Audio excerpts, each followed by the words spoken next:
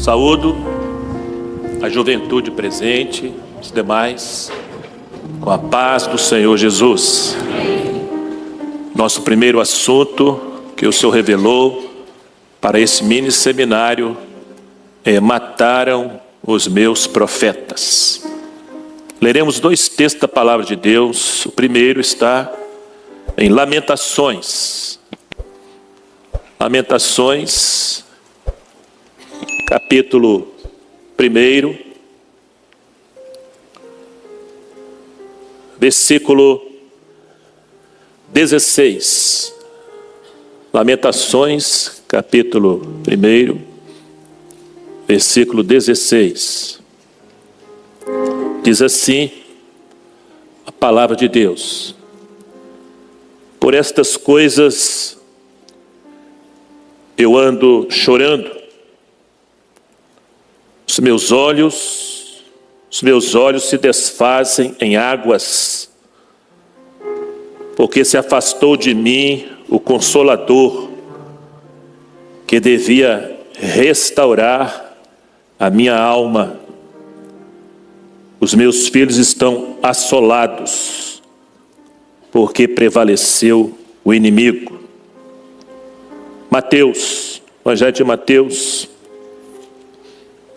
capítulo 23, versículo 37. Mateus 23, 37. Jerusalém, Jerusalém, que matas os profetas e apedrejas os que te são enviados. Quantas vezes quis eu ajuntar os teus filhos, como uma galinha ajunta os seus pintainhos debaixo das asas, e tu não quiseste. Meus queridos, Deus nunca deixou o seu povo, Deus nunca deixou os seus queridos à deriva. Deus nunca abandonou o homem, porque o amor dele é imensurável. Não podemos compreender, mas nós aceitamos este amor, e é por isso que estamos aqui hoje. E o amor de Deus é como ele. É o mesmo ontem, hoje e será eternamente. Tenhamos consciência de uma coisa: o prazer de Deus em nos abençoar é imensuravelmente maior do que o nosso prazer em servi-lo. O projeto de Deus na Bíblia não seria simplesmente de uma nação, o povo de Israel. Mas o projeto dele era, através daquele povo, daquela nação, estender o seu amor e a sua salvação a toda a humanidade. Humanidade esta que viveria e vive momentos tão difíceis. O mundo lá fora é um mundo aflito, amargurado, de pessoas tristes, vazias, obstinadas, sofredoras, incompreendidas. Milhões e milhões de pessoas com um sono artificial e com uma paz química. Essa é a realidade nua e crua lá de fora. E onde a grande maioria das pessoas não sabe de onde vêm, onde estão e para onde vão, porque o homem está sem rumo. E Deus sabia dessa situação? Sabia. E é por isso que quando Ele cria o homem, Ele providenciou também todos os elementos para o resgate e para a salvação deste homem. E Ele vai se revelar desde o início da Bíblia, Ele vai se revelar como um Deus provedor. Apesar de não ter alimento no deserto, ele providenciava alimento. Tudo isso como prova do amor dele, da graça dele e da misericórdia dele. E para dizer àquele povo a mesma mensagem para nós hoje: eu estou convosco. Vós não estáis sozinhos, não estão abandonados. Eu sou um Deus provedor, eu sou Jeová Jiré, o Deus que proverá todas as coisas. Deus proverá salvação, Deus proverá livramentos, Deus proverá a cura, Deus proverá portas que vão se abrir, Deus proverá a bênção dele, Deus proverá tudo aquilo que necessitamos para viver na presença dele, porque ele é um Deus provedor, é próprio dele, é da essência dele. Este Deus provedor sempre quis se relacionar com o homem.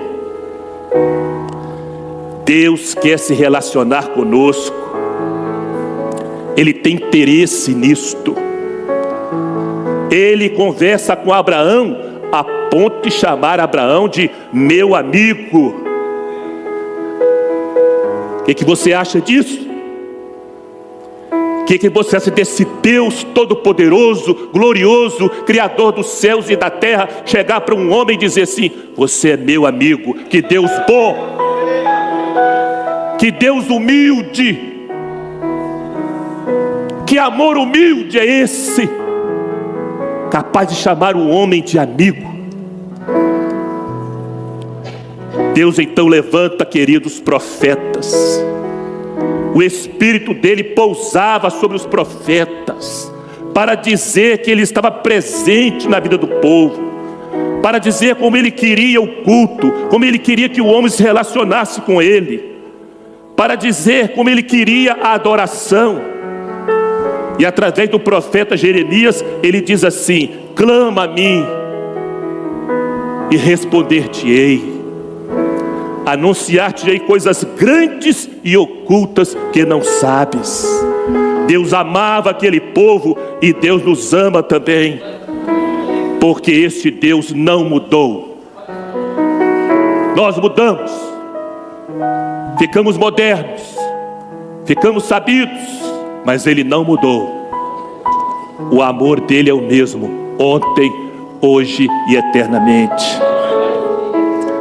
Porém aquilo, queridos, aquilo que Deus queria para aquele povo, ele não conseguiu.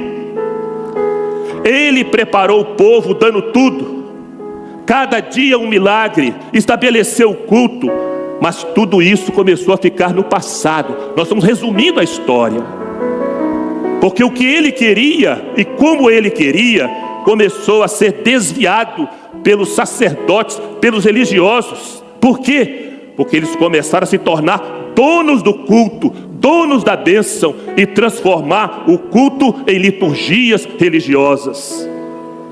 A profecia, que era a responsabilidade dos profetas e dos sacerdotes, começou a desbotar, porque era profético que o Senhor Jesus seria da raiz de Jessé, ele nasceria em Belém Efrata e seria o profeta da Galileia. Era profético o seu sofrimento, suas dores, o seu nascimento. E Deus reclama através do profeta Isaías: todo dia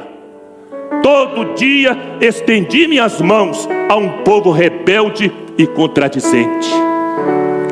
Queira Deus que não haja nenhum coração rebelde e contradizente aqui nesta tarde.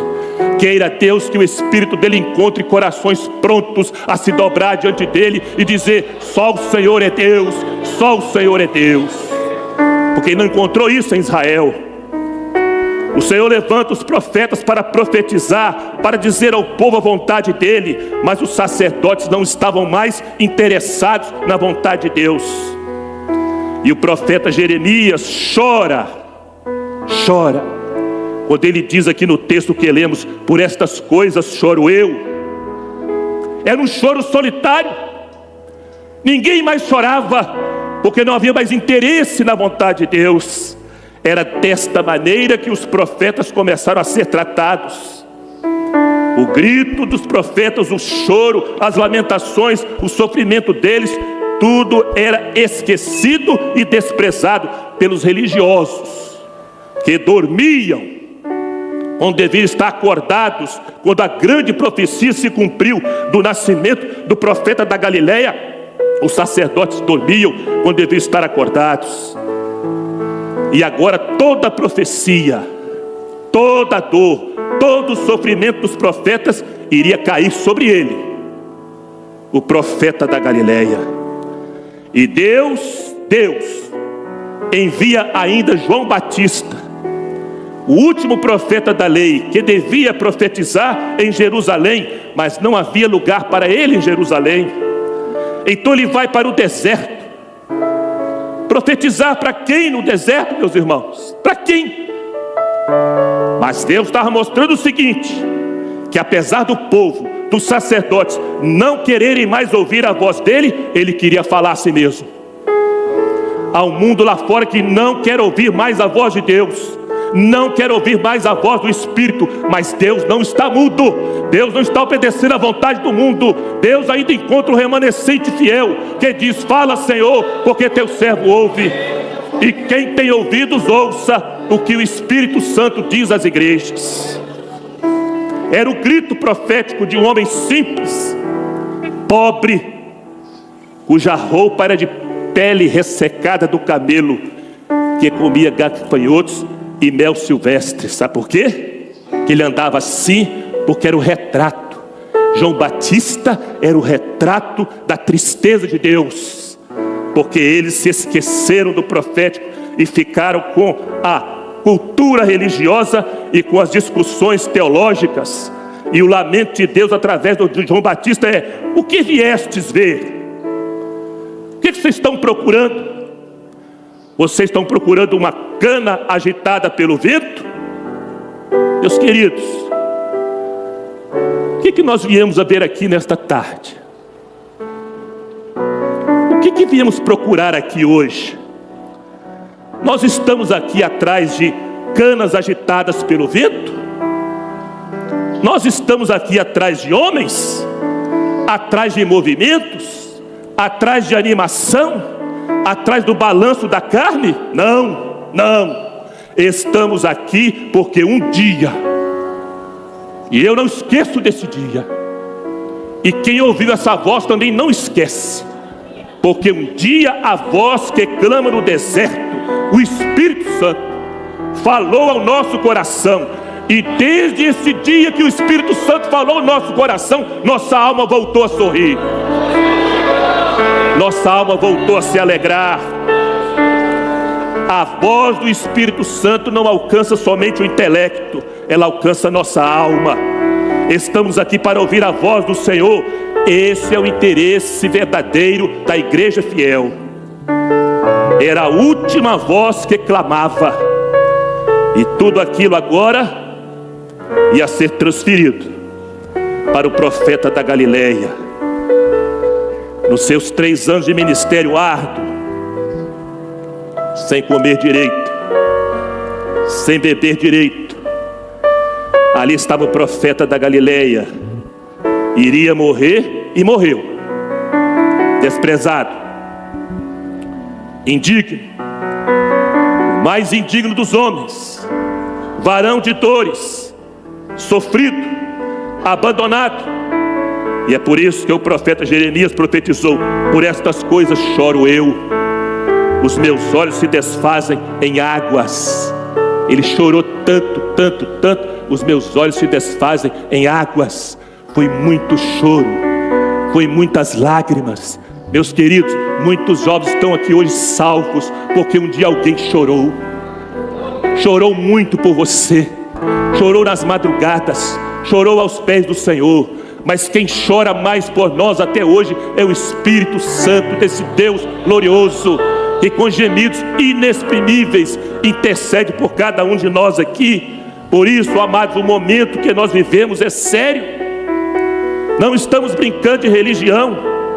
Deus preparou esse momento para a igreja fiel, um momento que nos espera, e nós não podemos falhar. Israel falhou, mas nós não podemos falhar, porque Deus tem nos dado todos os recursos para você e para vencer também. Deus tem providenciado tudo para a nossa vida diante dEle, para a nossa caminhada em fidelidade na presença dEle. Nós não somos nada, não merecemos nada, não somos importantes, não somos dignos de estar aqui. Mas um dia na cruz do Calvário, o profeta da Galileia, o profeta de Deus, profetizou o perdão e a salvação. Quando todos o abandonaram, ele se tornou um show para a multidão. Mas ele olha para a multidão, ele me enxergou naquela multidão, ele te enxergou naquela multidão, e ele profetiza o perdão e a salvação. Pai, perdoa-lhes, porque não sabem o que fazem. Um dia muitos viviam longe do Senhor, sem saber o que faziam, mas essa profecia lá da cruz do Calvário te alcançou e te resgatou. Por isso, a esse profeta da Galileia, a esse Deus hoje todo-poderoso, a Ele toda a honra, a Ele toda a glória, porque Ele cumpriu sua missão. Ele não abandonou o projeto de Deus, Ele não rejeitou o profético, Ele não quis fama, Ele não quis sucesso, Ele não quis destaque, Ele não quis status. Ele escolheu para si ser o Salvador, Ele escolheu ser o grande Salvador. Nele se cumpriu toda a profecia, porque Ele foi fiel até a morte de cruz. Jeremias um dia chorou, e hoje nós choramos também. Mas hoje a igreja fiel, o jovem fiel chora, não de tristeza, não de angústia, não de amargura, não de desesperança, não de ressaca. Ele chora porque o seu coração está cheio de gratidão. Choramos porque nossa alma foi resgatada. Choramos porque não somos nada, mas Ele é o Senhor. Choramos porque somos frágeis, mas Ele é Deus forte. Choramos porque temos muitos defeitos, mas Ele nos ama a si mesmo. Choramos porque estávamos perdidos, mas Ele nos achou. Choramos porque um dia estávamos na mentira, mas hoje Ele é nossa verdade. Choramos porque um dia estávamos caminhando para a morte, mas hoje Ele é nossa vida. Não essa vida que morre, mas a vida eterna. Choramos porque Ele é o nosso Senhor. Choramos porque Ele é o nosso Salvador. Ele é o nosso Redentor. Ele é o profeta de Deus. Ele é o louvado. A Ele todo louvor, a Ele toda honra, a Ele toda força, a Ele toda glória, a Ele todo poder. E a grande profecia está pulsando no seu coração, está pulsando no meu coração, está pulsando no coração da igreja fiel. Maranata, Maranata, Maranata, o Senhor Jesus vem.